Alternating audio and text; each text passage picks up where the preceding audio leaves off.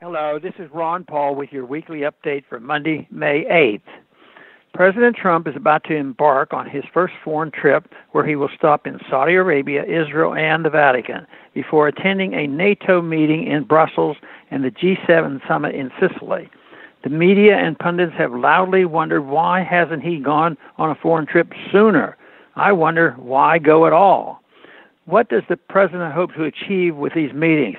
This is a president who came into office with promises that we would finally start to mind our own business overseas.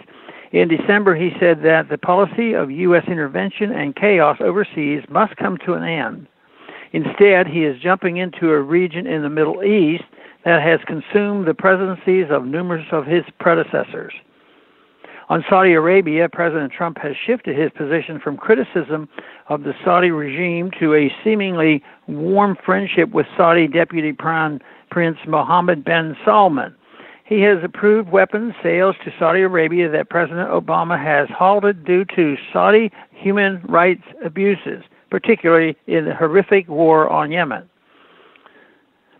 While visiting Saudi Arabia, one of the most extreme theocracies on earth, where conversion to Christianity can bring the death penalty, President Trump will attend a meeting of Muslim leaders to discuss the threats of terrorism and religious extremism.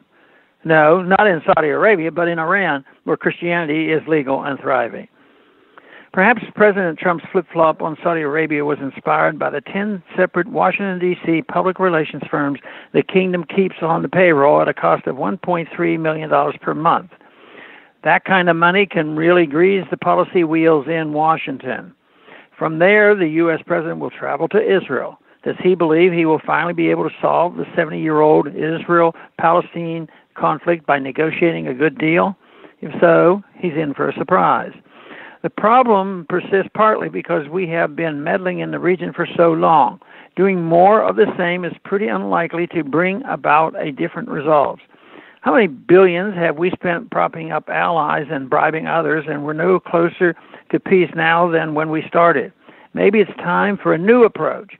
Maybe it's time for the countries in the Middle East to solve their own problems. They have much more incentive to reach some kind of a deal in their own neighborhood.